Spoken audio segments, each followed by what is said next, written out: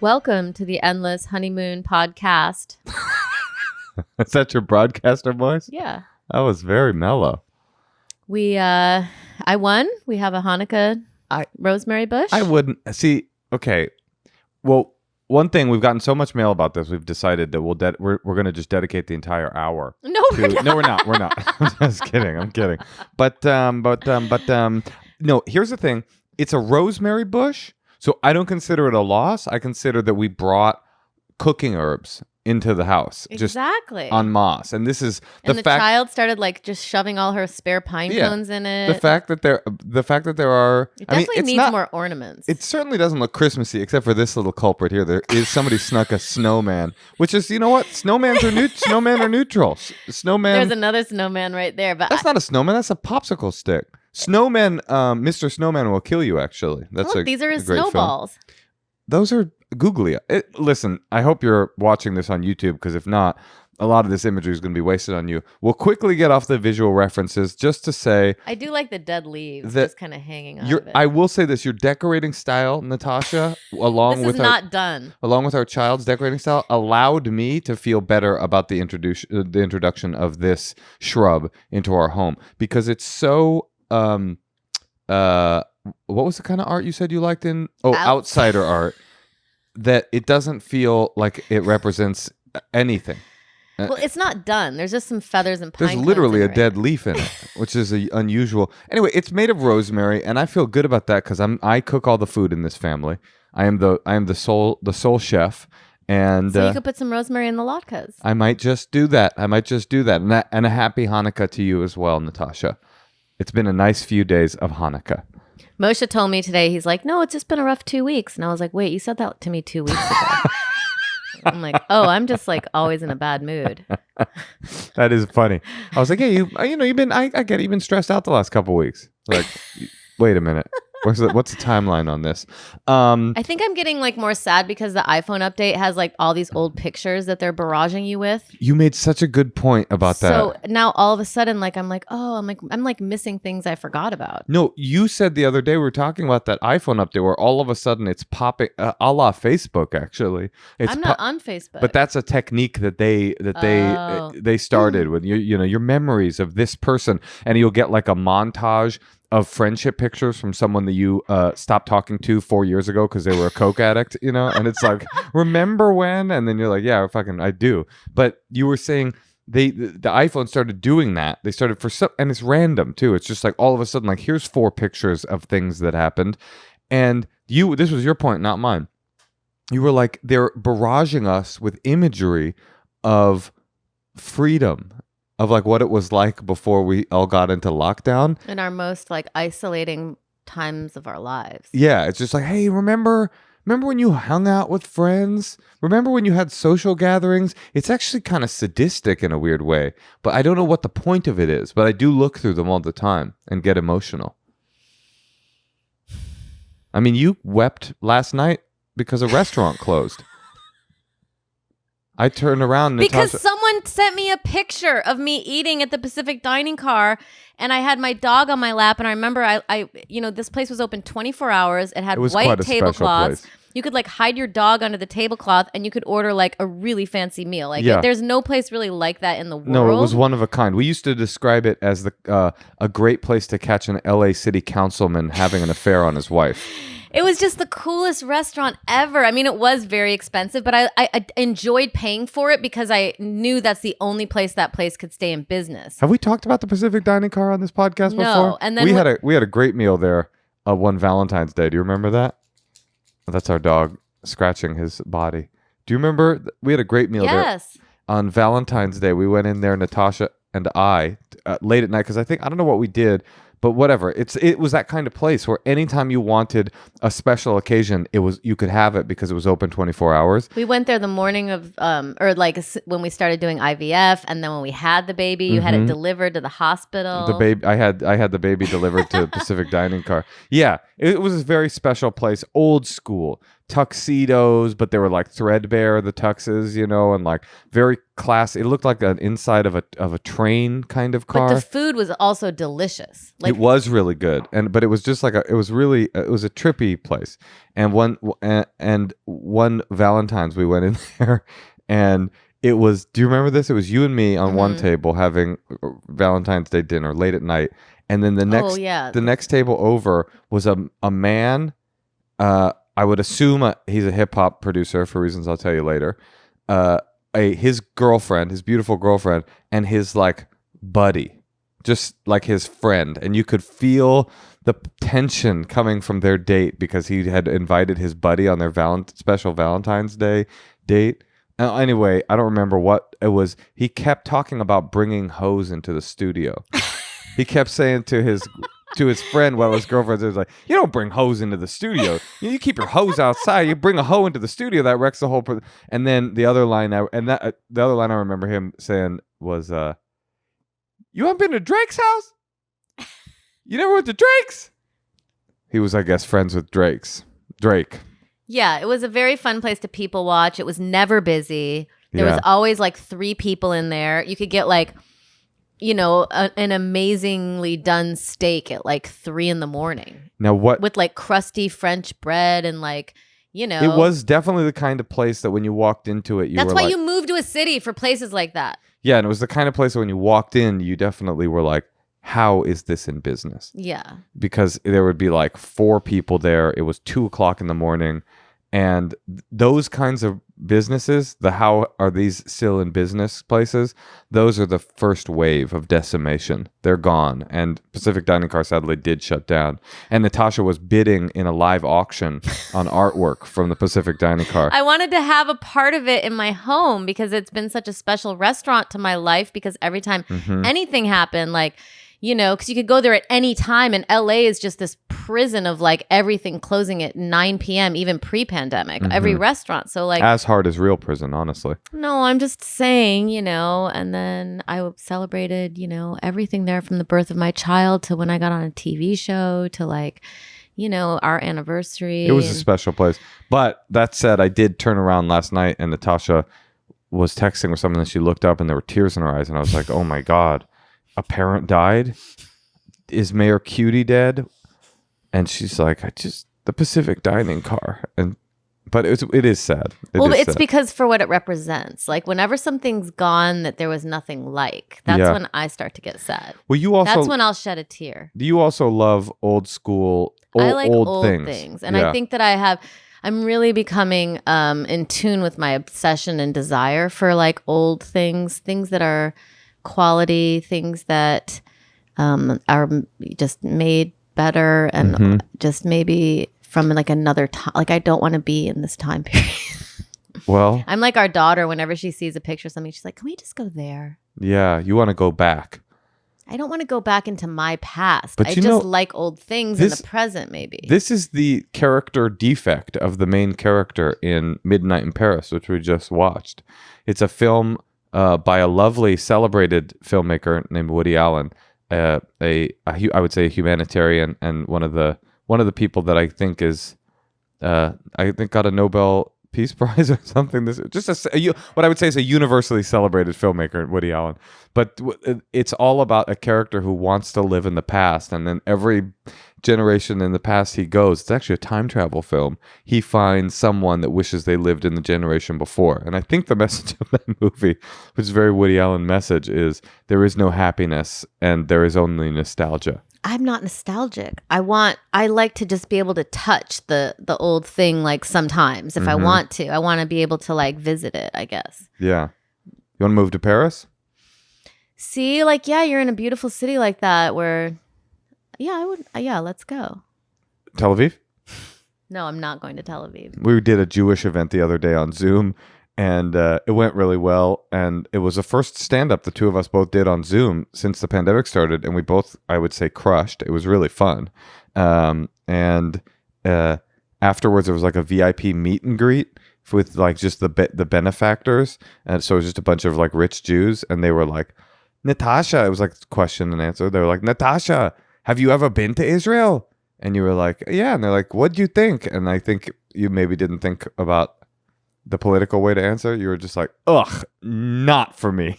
That's what I said. Something like that. It was very funny. It was very honest, but it was very funny just because they didn't want that answer. Hey, in Zoom comedy, you can't read the room. That's so true. You got to read the Zoom. All right. Well, I'll try harder at that. No, not at all. But now you got me all sad about my favorite restaurant. So let's just take a call and get you out of your funk. Get me out of my head. Stop thinking about those white tablecloths and that seared salmon French with the maple glaze. And just remember that salmon, the creamed spinach, valet parking at 4 a.m.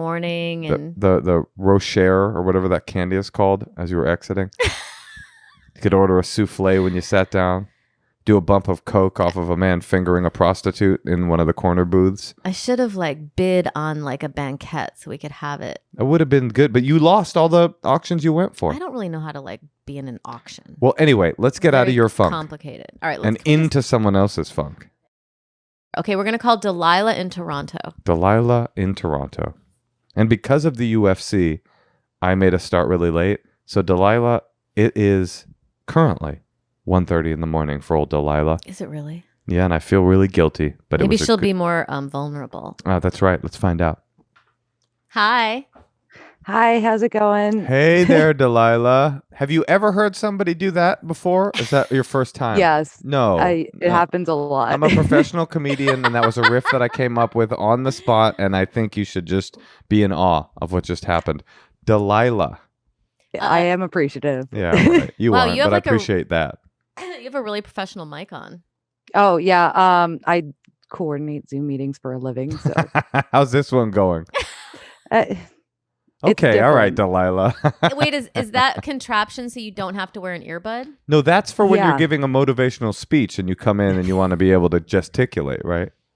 Yeah, well, more or less it keeps me hands-free and it allows me to move around my office and do other stuff. Currently, I'm hiding in my closet, but generally it's easier for me to do other things because I do all the background stuff. It's not a hard job. It's just complicated. Well, that's a good sized closet. Congrats. Yeah, Thank you. You're doing great. Delilah, how can we help? I know it's late where you are. We appreciate you staying up with us. Let's get to the meat. So it's a weird problem. I live with my parents and my dad keeps using my work computer. Could you speak way, way up, please? No, no, could you just way up, scream it? Wait, why? Just because her dad's probably in the next room. Yeah, they're both sleeping, so I'm trying to No, not. I heard your voice sort of dip. No, tell us what's up. Sorry, that was an attempt at a joke. My dad keeps using my work computers for porn. Okay. So it makes it really hard for when I'm doing stuff, when I'm typing in a web browser, I type www and it immediately comes up as adult friend finder and stuff like that. And I'm like, no, God. Well, no. I hate to break it to you, but adult friend finder is not porn. No. But the ads that come with the porn. I was just going to say, because adult friend finder is a straight up casual sex hookup site. Okay, I have a Oh, yeah, no, I'm aware. I have a great question. What have you learned about him sexually through your computer? Does he have any search word? What's the news thing that you've learned in terms of search words? What is he like? Father, daughter? No, thank God, no. Yeah, that would have been a rough morning. That would be terrible. I don't think I'd ever be able to. I'd have to move. Listen, we think you should move anyway. No, go ahead. What are his search terms? They're graphic, and so my mom and I work for the same company, which makes it also complicated. If I go to our bosses and say I need a new computer because this one's died of virus. Wait. She's gonna know. Delilah, stop. I want to preserve. You work coordinating Zoom with your mother, and you agreed. Well, she's one of the contractors with the company, and you agreed to be on an advice podcast talking about your father's porn predilection on Zoom. I feel like this is a terrible mistake for you. It's okay. The work profile is a different profile, and no one I know listens to this. Well, okay. My friends do, Delilah. Not my coworkers. It's not their speed, which is unfortunate, but what are you going to do? Okay, so what did you learn? She won't answer so far. Oh, come on, just tell us one. A lot of busty ladies. Wow, that is graphic. You're telling me Your dad, ew, your dad is the kind of sick pervert that likes women with large breasts. It's He no, can't be well, helped. it's as graphic as I'm willing to get because I really don't want to think about it. I don't want to have this information in my head. Okay, well, here's the thing. Why are you guys sharing a computer? This makes no sense. He just doesn't have his own, and he just keeps using. You need to save up and get him. Don't get him like a Mac. Get him like whatever you can get for like $300. Like, what are those computers? This is great advice. An Asus. Yeah. I thought about that. That was one of my ideas. Was like, do I get him his own computer and like make a little note that says like, they're cheap. Porn. Wait, no, don't make the note for porn. You humiliate your poor old dad, who all he's trying to do is get into his wanton and disgusting fetish of women with larger than average breasts. If only there were some major calendar event coming up that could be used as a smokescreen for getting him a gift. If only there was some kind of big holiday or something coming up in mere weeks. Fair. I have an idea. Wait, so does your dad just come up to you and he's like, so Delilah, do you mind if I take your computer into my bedroom for a few minutes? No, he doesn't even ask. Like the other day, like a couple weeks ago, I was locked out of my office and I had a meeting and I was just like, I can't, like I was late for the meeting because I was locked out of my office because he was using the computer and I was just like, Jesus Christ. So him using the computer is like he's jerking off, basically. Yeah, exactly. Well, just so you know, Delilah and Natasha, a lot of men look at pornography and just observe it, and we don't masturbate to it. Really? No, not really. Not ever at all. That's not true whatsoever. I have no problem with him doing it, but like use a private browser, He doesn't know how to do that. Yeah. So it's like, do I explain it to him? Like, what do I do? Like, I'm all for him doing his thing. Like, what do I do? Take Natasha's advice and add one more bit. Get him a computer for Christmas. Asics. An Asus. Asics or tennis shoes. Get him a pair of Asics, a gallon of lube, and an Asus computer. And give it to him. Don't say anything about the porn. Just give it to him as a Christmas gift. And that very day that you get him the Asus, password protect your computer so that he can no longer use it. It's very simple. They are password protected, but he has somehow figured out the password for like 2 out of 3. So change your password to something he won't get. Like, small titty women. He'll never type that in. That's fair. Yeah. That's fair. Yeah, you know what? It's hard enough living with your family when you have your own career and like, you're obviously a mature person ready to start your life and this is a crazy time. So don't make it worse. Like get him a computer, keep your computer to yourself and you can say, you know what, Dad, I'm going to use my computer for myself. I think you don't even need to say it. I think you just get him a computer and then you can spend the rest of time on your own computer you can spend the rest of your time on your own computer on Talkspace working out the horrifying things that you've learned about your father and what he likes to come to. Haven't reached that point in therapy yet. I'm still working on other traumas. Well, you got a backlog. Yeah. Well, good luck, Delilah. Be strong. Thank you. I'm sorry you have to go through that. No, but you know what's good news about this, Delilah, is we got a lot of problems on this podcast that like we're not obviously qualified to solve, but that are very complicated and super difficult to solve. This one is so binary and simple. Get him a computer, change your password, your problem will go away immediately. Perfect. Thanks, guys. Good luck. Okay, bye. I don't want to know your search words. I don't want to know my dad's search words. I know your dad's search words. He sends them to me. I know what my dad's are. What are they? Busty. No, that's what hers were. Exactly. All these guys are like, they're the same. But basic. Might as well be basic. Just basic. Give me hot chicks. I think people used to think big butts were like fat asses.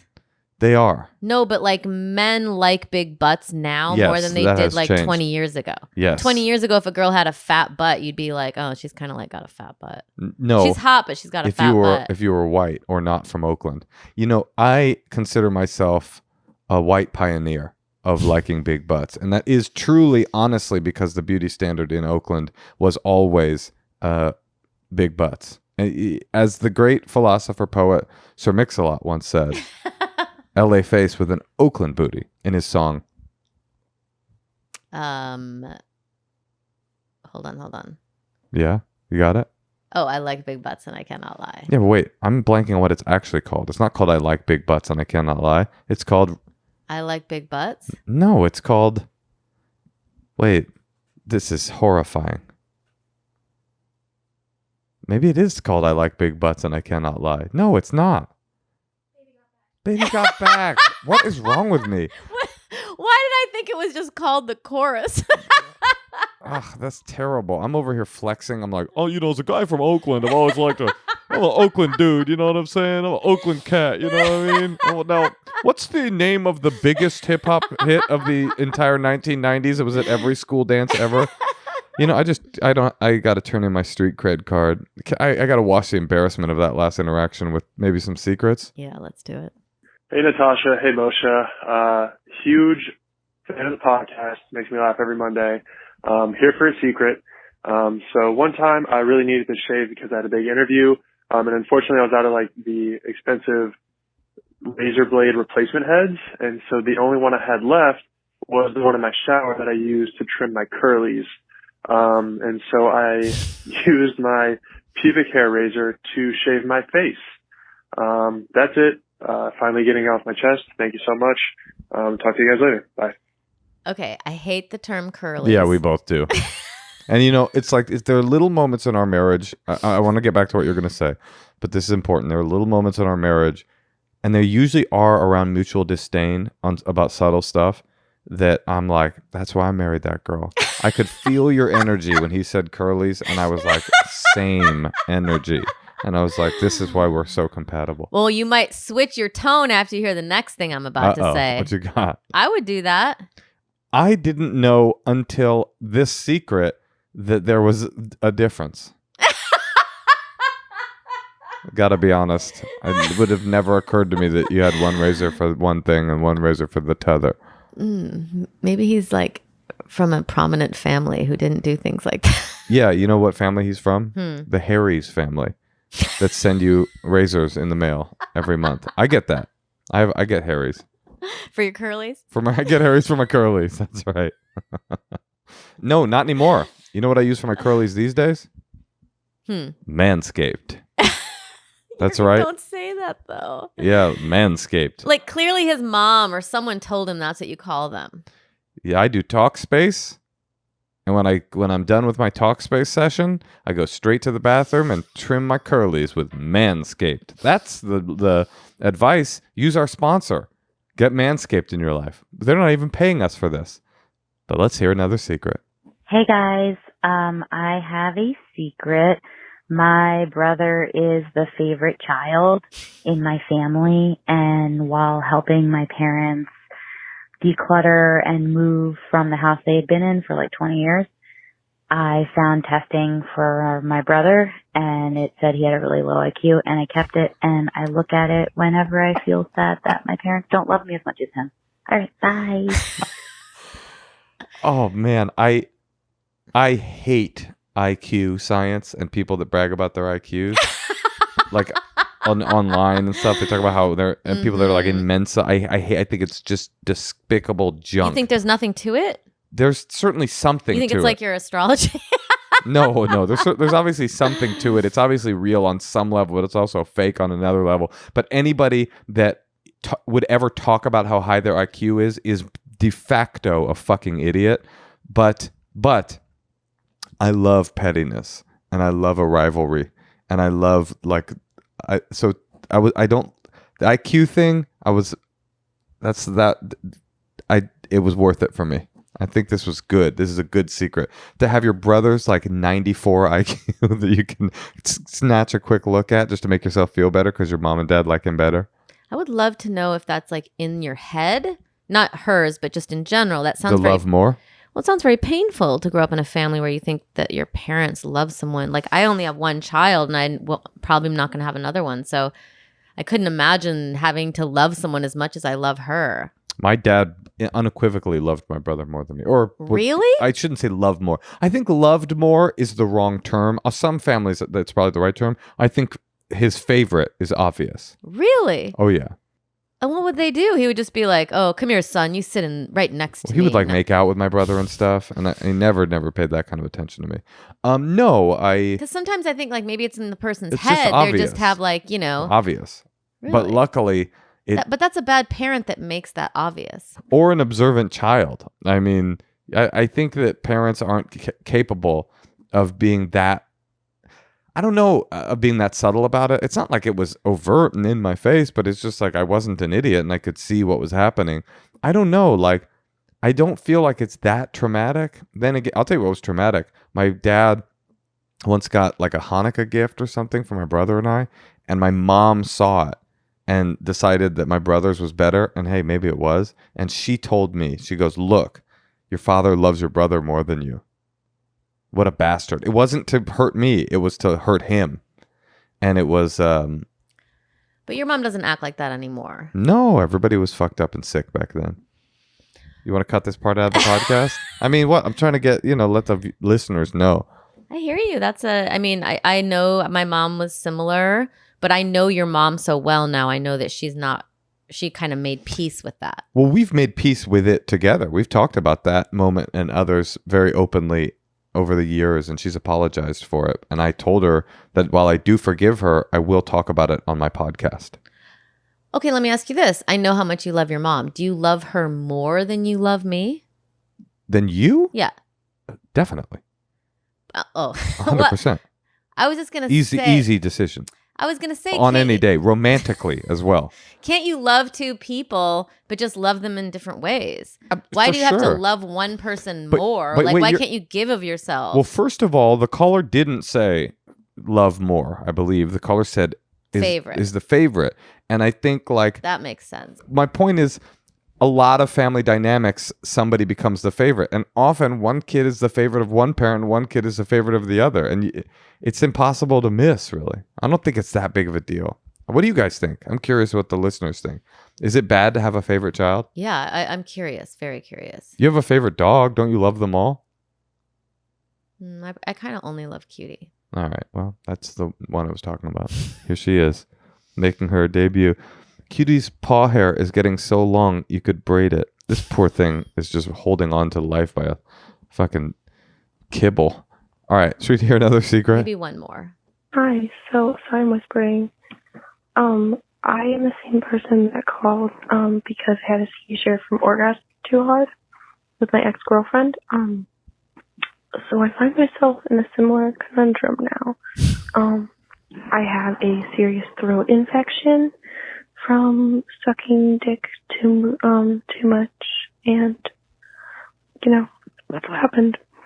But yeah, it really hurts, and I have a virtual appointment tomorrow at my parents' house. I have to tell this doctor what happened, and I don't know what to do. So that's my secret. Okay, bye. Thanks. That's not true. Yeah, you know what it is? It's that makes me think the last one that she did wasn't true. We really liked you when you were just a epileptic orgasmer. But now that you're talking about you got a oral thrush from sucking too much cock, I'm just like, oh, you got Munchausen by Dick or something. This isn't real. Hopefully it's Munchausen syndrome. Hopefully she thinks she has it and isn't just like, what's a delightful secret? Prove it, lady. Send us your medical records. Wait, Munchausen is that you think you're sick? Yeah, Munchausen syndrome is where you're you make yourself sick by you might take a bunch of medication or eat a bunch of poison and be like, oh, I'm sick. And Munchausen by proxy is where you make someone that you love sick so that you get attention. Right. It's all for attention. Oh, it's for attention. But I mean, I'm curious, is she really sucking a lot of dicks? That I'm very curious about that. Because she said she had a girlfriend. I'm extremely curious about that. And it's COVID. So it's like, if you have a girlfriend and you're having all these orgasms with her, it doesn't seem that likely that you would have a bunch of dicks in your mouth during COVID. I don't know if you've been paying attention to the news, but a lot of people are not respecting COVID very much. And we're in a bit of a spike right now. Right. And it might be fucking Typhoid Mary over there. Old Deep Throat Mary. COVID Mary out here sucking dick for the whole town. All right. Well, we don't get a lot of fake calls, so... Maybe that one wasn't fake. Could you call back and prove it? You clearly listened to the show. All right. Let's hear one more. That one wasn't real. Hi, guys. You for sure are going to think that this is a very naive Midwest secret, but I just felt like I needed to share it because it is so appropriate for the time. when I was in high school, I worked on the yearbook staff, and at the end of the year, they have the senior most likely to succeed, those kind of contests. And there was one girl in particular in our school who was, I'd say, on the popular level, and she received all the votes for almost all the categories, and it just was too much for me. I did not think it was fair, and it made me annoyed. So I fixed the votes so that somebody else would win most funny, because I thought that would hurt her the most. And someone else won most funny, and nobody knows that it was because of voter fraud. The most wonderful part of the story is that she is now a huge Trump supporter, and she is all over Facebook complaining about everything. So anyway, that's my very naive Midwest secret that I'm ashamed of. Okay, goodbye. I love that she knew that funny would hurt her the most. That one cuts. That made me like the whole thing, because she was like, great. And also, who is this girl? She's the funniest, the most beautiful, the most well-read, the most like everything, like most charming, most talented. Like, also, the epilogue on that story was so good that this is a woman that is currently rallying about fake election fraud on Facebook, but was a victim of real election fraud, which probably careened her into the life path that she's on today, like some sort of Biff Tannen Back to the Future 2 type of situation.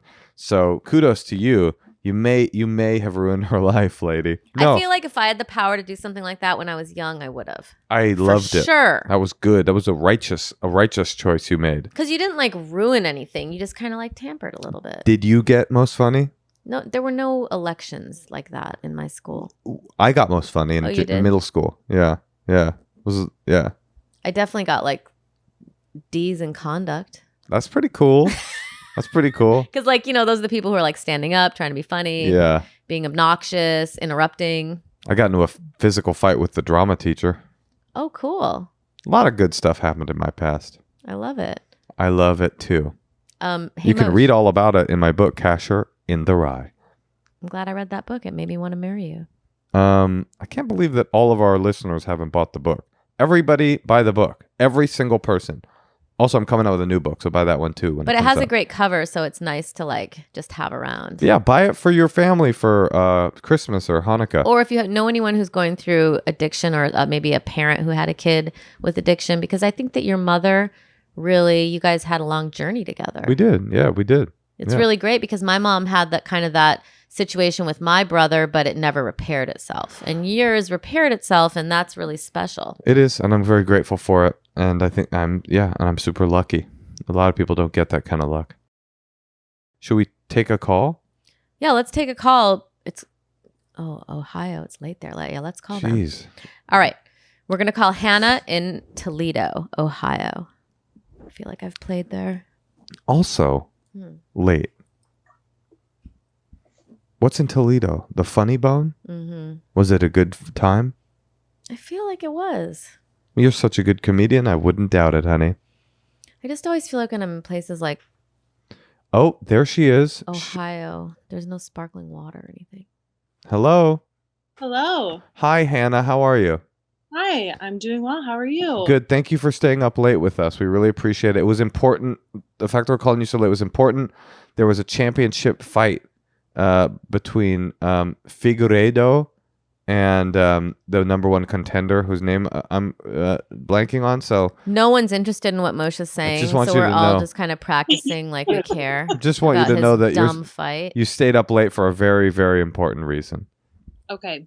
Good to know. You live in Ohio. We're trying to jog our memories if we've been there. Is there a Funny Bone there? Yes, there is. Okay. And did you go see Natasha there when she came through town? No, I didn't. Unreal. Okay, Hannah. Well, let's get to your little problem, even though you're not a fan of my wife. I was just roasting Ohio anyway, because I feel like there's certain pockets in the Midwest where you're like, they don't quite know what sparkling water is, or maybe they call it something else. Why would you say that to a person who lives in Ohio? Oh, there you go. There you go. She's like, showing me what's up. What, do you have company, Hannah? I am here with my boyfriend, Ben. Hi, Ben. How you doing? How's it going? That's a straight up violation of HIPAA laws. This is therapy. So okay. You can't just bring... Okay, but anyway, we'll let him stay. What's happening? Let's hear it. Yeah, so I guess I was just calling today because I have been noticing a pattern in my friendships throughout the pandemic. So it's been kind of strange. I guess essentially what's been going on is that I really took this year to really slow down and focus on myself. Pre-pandemic, I definitely was very social. I was partying a lot. I was going out. And so when initial lockdown happened, I really took advantage of that time to just slow down and really just put myself and my health first. Is there withdrawal from cocaine, or is it pretty easy to get off of? It's pretty easy. Okay, great. Yeah, great. Okay, Hannah. So really what came from this is that I just decided to stop drinking altogether. So anyways, to give a quick timeline, during the spring, during initial lockdown quarantine, my friend group was continuing to gather and party. As I was deciding to not, it was lockdown. As you were listening to the law. Yeah, I was like, yeah. So one night I just started to get these text messages from a friend who was essentially calling my character into question because I hadn't been around and wasn't there for them enough during this stressful time. I took this pretty hard, but I ended up just setting some boundaries, which then just resulted in a pretty harsh reaction and alienation from that friend group. Are you reading from an actual timeline? I am. So I have a problem in my stories. So I'm trying to stay on track. I'm compelled. I want to know all the details. You had a man in one corner and now there's notes in another corner. I like what you're doing. Keep going. Yeah. I like to stay prepared. Right. Well, that's the cocaine. It got you really organized. Yeah. Yeah, okay. Absolutely. All right. So fast forward a few months, I'm in my sobriety. I'm dealing with just the loss of all these friends. And then I was questioned and called out by another friend who is long distance for not being there enough for him. This was something where, we would talk on the phone or we would catch up, and he had just reached out and just mentioned that, thinking that I was too self-absorbed in what I had going on and just wasn't holding enough space for him. So then 2 days ago, I received another text message from another long distance friend explaining to me after a recent trip visiting with her, I had somehow triggered and crossed boundaries with her. And I also, again, just feel like my character was just being questioned. And I don't know, I'm feeling totally alienated. I'm feeling totally judged. Did the last girl is there any detail just so we can kind of stay with you on this story? Like what, it's all feeling very vague to you. Yeah, exactly. Okay. And I told her that. I said, I told her I'm just having trouble connecting all the dots here and I can't address anything with specific generics. So that was that particular situation with this friend. But I just keep going back to what the biggest factor of change is within all of this. And I believe that it's just my sobriety. And I feel like it's almost like this subconscious factor in my relationship dynamics that's just not really being addressed or looked at. So I guess I was just looking just for some guidance on how to move forward with all this, because it just seems like everything is just breaking down and I'm being attacked. And well, first off, I have to say, I think the worst in everyone is coming out, and I think that everybody's worst qualities are kind of coming out. I feel like I used to be very negative in college, and I really got over that. I feel like with a lot of like personal work, and I feel it coming back, like just being really negative. And I think that's kind of my thing. And maybe some of your people in your friend group all have this certain kind of thing. Like everybody does need a lot of love and attention right now. And I know it's really hard because we're all kind of in survival and we're all trying to take care of ourselves, especially like becoming sober. That means you're so strong. You know, you have strength that a lot of these people don't have. So they're kind of like, you know, maybe for whatever weakness, they're attacking your character, even though your character is like, you're actually making an improvement for yourself and it's taking a lot of your energy. So I just think like having mercy on people and just being a little understanding too of your friends, and just, isn't there something that she can say back to people like, you know, I don't want you to ever think that. You can think of a generic, I don't want you to ever think that about me. Please let me know, you know, if you need to talk, I'm always here for you, or whatever you can do that is real, that you actually can do to try to stay on top of these friendships and nurture them as much as you can in this like weird non-personal zone that we're in. Yeah, I think that's great advice, Natasha. And I was sitting here and I was thinking like, okay, so you're sober. Are you going to 12-step stuff or on Zoom, or did you do it by yourself, or I'm just curious. It was just kind of a self decision. It happened pretty organically. Sure. You know, nothing dramatic happened. But you before, was it just that you were doing it too much, or you felt like you kind of were a little bit of a mess? I just felt like I was doing it too much. It was just like a weekend partying, binging that I would do. And it was almost just a vicious cycle that I felt like. Right. Okay. Going to end. So also, you have a partner, you're living with someone, right?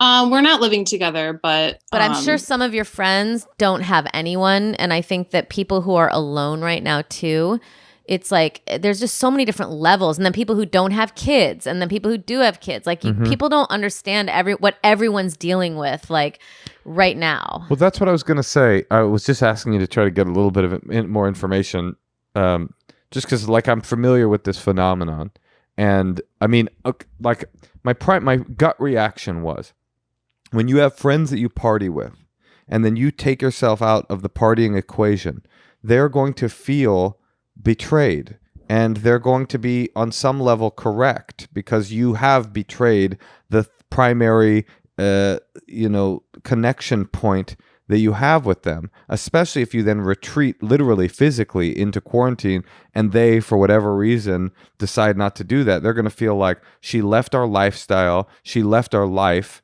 and they're going to feel betrayed. Now that doesn't, their feelings don't really need to affect the decisions that you make. It's just all information. It's like, okay, this is what's happening. So when somebody confronts you about not being a good friend, even though it's annoying and isn't necessarily something that you owe them any deference toward, you just have to know where that feeling is coming from. It's like Natasha was saying, like no one ever said to their friend, you hurt me or you abandoned us for any other reason but that they are feeling hurt and abandoned. Even if it's an unreasonable feeling, that's what's happening for them. That's a reaction that they're having. It doesn't mean you need to change any behavior of yourselves. It's just like having compassion for where they're coming from is important, even though to you it's a pattern. To them, it's them talking to their friend about something that they aren't getting. Right? And also, just really quickly, you don't have to fight over the details. You know, you're totally like, can you give me an example? And they're like, well, you know, it's just in general. And you're like, well, that doesn't really help me.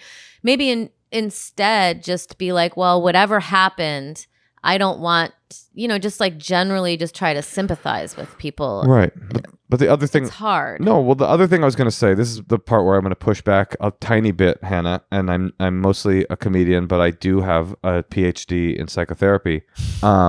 Is that the fact that this is why I was trying to get to why you got sober, how you got sober.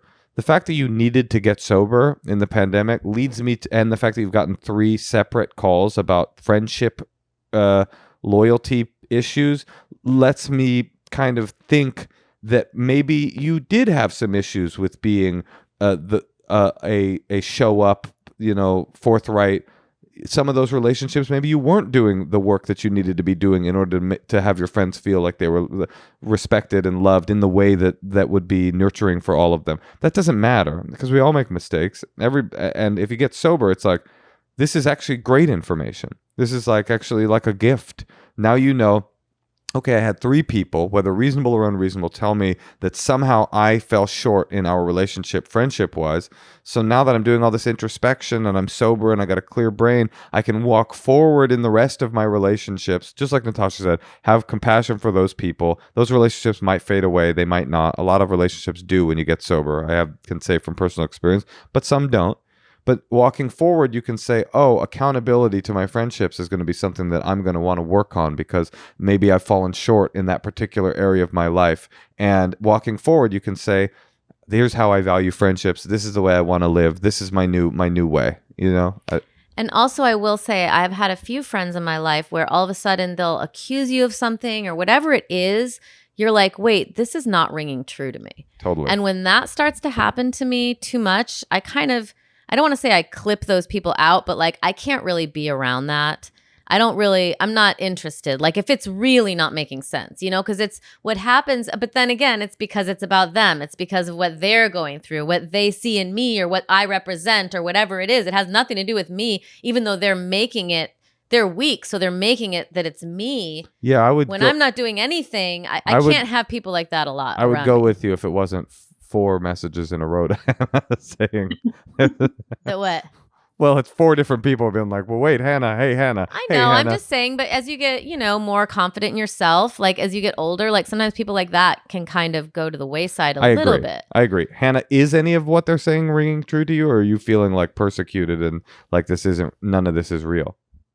I don't know. I think in the beginning, when it first started happening, I was like taking a step back, like, okay, what have I done? Where have I fallen short? Where have I not, shown up for my friends in this way? But now that, we're 9-10 months into this pandemic and this is still happening with different friends, I'm also, I'm starting to think, okay, maybe this might be some sort of projection of what other people are going through onto me in some way. Yeah, it's certainly possible. I mean, look, one of the most mighty and powerful messages that AA left me with that I still have in my life to this day, even though I'm not really attending AA meetings and haven't for a number of years, is this idea that when I am hurt, my only job is to find the part where I have my responsibility. What my responsibility in any resentment.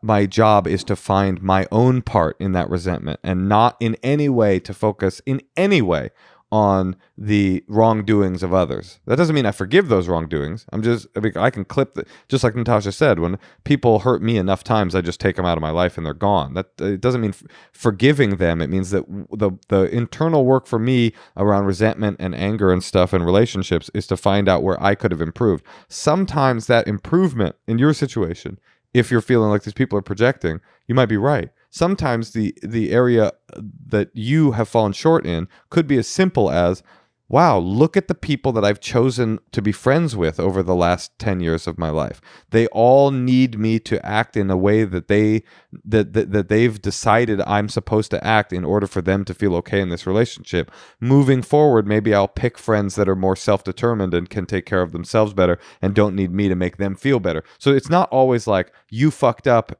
you're the problem here. Sometimes it's as simple as like, oh, I get to see this pattern and I can change it in the future.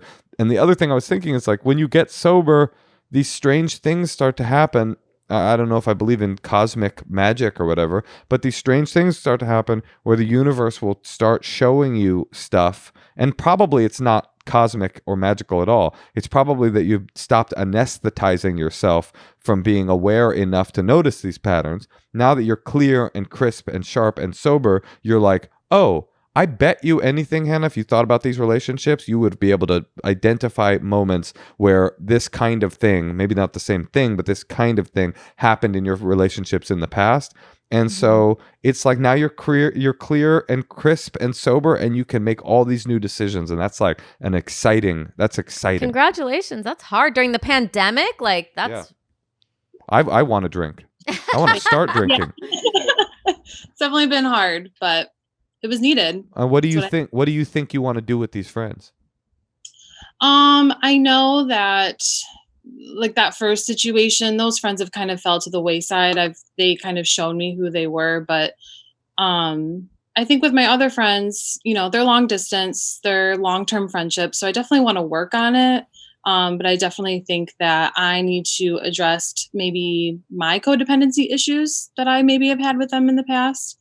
Because that's kind of come up for me too. And just talk through it with them. But I also don't want to push the conversation with them. But I guess just remain open and not be so quick to like go tit for tat, I guess. Yeah, that's what Natasha was saying, right? It's like you don't have to get into the details. You can just say, what do you need from me? Let me see if I can do that for you. Mm-hmm. Yeah. And ask them about themselves. Yeah, that's true. Sometimes that's real. Sometimes you get so into processing, you become like fascinated with your process, and you become fascinated with yourself, and like finding where you can be useful to old friendships is, I think, a good thing. Well, I hope some of that was helpful. Yeah, it was. Thank you. Good. I'm glad. Was there anything specific? That was pretty general advice. There was no specific advice that you needed. I guess, I was also interested in hearing what you had to say, Moshe, because this sobriety journey for me is so new. So I didn't know if you had any other just tidbits of advice moving forward. And do you want to stay sober? Like, is that the idea that people stay sober? Yeah. Well, advice on how to stay sober. That's pretty big. How long has it been? I probably made the decision in July, but I probably had my last drink in June. So 6 months or something. That's that right? Yeah. I mean, I guess I don't really have advice on how to stay sober because you're already sober. I know that for me, drinking and doing drugs when I got sober, one of my fears was, but you seem like a lot more mature than I was when I got sober. Drinking and doing drugs, my primary fear was my life is over. And it took me a few months to realize that the reason I thought my life was over when I got sober was because my life was drinking and doing drugs. And so, of course, it was over. It was over. And so the process of staying sober was about figuring out what my new life was going to look like. And I think that's sort of applicable to your first thing, which is like, all your friends, especially your drinking friends, feeling betrayed by you. Like, you did betray them. It was a good betrayal for you, but to them, they're just like, you left, you dropped out of the gang and you just went straight all of a sudden. Like, and for you, it's like, oh, that you said it so clearly. Oh, those friends have fallen by the wayside. I figured out who they are. Well, that's such good information, and I just feel like with staying sober, like. I mean, the only way I knew how to stay sober was to actually go to 12-step meetings. And I don't advise that or not advise that. I think that's a really personal decision. And some people don't like it, and some people can't stand it, and some people don't need it. But the thing that it did for me, here's my polemic advice. The thing that it did for me, it sounds like some stuff that you're already doing, is it put me on a path of self-discovery, because I had to know, and I was very young when I got sober, but that alcohol was totally not the problem. That the problem, as they say in the program, drugs weren't the problem. They say it's an inside job. The problem was coming from inside. There was a reason that I drank and did drugs the way that I did. And so my primary advice would be get into the really, really difficult, dark work of figuring out why you drank that way in the first place, why you're a person that needed to quit. That's very hard work, but that is the journey of self-integration, I think. Anyway, I also think you should buy my book, and I think you should get my live stand-up album. I think you should see Natasha the next time she rolls through town, and maybe come see us on Zoom on New Year's. We're doing a stand-up show. But no, my point is, I was just listening to an old AA talk last night. I know I'm going on, but I'm sorry, this is long-winded. Alcohol and drugs had this effect on my life of making my life extremely small, until all it was me and drugs and alcohol. And my only advice for staying sober is to make your life get bigger and bigger and bigger and bigger. That is the journey, and that is the only reason one should stay sober or be alive, is to make your life bigger and better. That was good, Moshe. Thank you. Thank you, Natasha. And thank you, Hannah. Yes, thank you guys. Okay, good luck. All right, happy holidays. And congratulations. 6 months sober is a very big deal and a very difficult thing to do. It's hard to pull off, and you've done it, and you will always have done it. Thank you. I appreciate that. Yep. Okay, bye. Bye-bye. Is that too long-winded? I'm used to it. Well, it just happens that I've been thinking about this stuff a lot lately because I'm working on this chapter on my book about my years in recovery and in rehab and in 12-step programs. So a lot of it's on my mind right now. But you gave great advice too. I'm sorry I went on for so long. Well, I think that people who need that kind of advice, I've never heard that described like that, like your life gets very small. That seems very negative. That's how because it's always hard to know, like, well, why can some people have a drink and some people can't? It's like, well, maybe that's one of the reasons. Your life just becomes about the drink. That's exactly right. I mean, or the drugs or whatever. The way I used to say it when I was in the program was that, that alcohol and AA had the opposite trajectory. That alcohol, the first time I tried it, it like shot my world open. And I just felt like I could see forever. It felt like it just like expanded my universe immediately. And the first time I got high, first time you take acid, all this, so just bam, it was like I could see forever. And then very slowly over time on the horizon, I saw that it was starting to creep in and fold in and on itself, like kind of like the nothing, a never-ending story. And then it just kept doing that and corroding and getting smaller and smaller until, yeah, like I said, it was just me in a corner, me and my problem. And recovery. How do you get to the heights again, though? Well, recovery is the opposite. It starts very small. The first time you come to the program or get sober, it feels very bleak and dark and like you can't see very far in front of you. It's certainly not walk into a meeting and you're like, the universe has expanded. Here it is, the truth. It's like, oh my God, what am I doing here? This is hell. How could I have gotten to this place? It's so dark.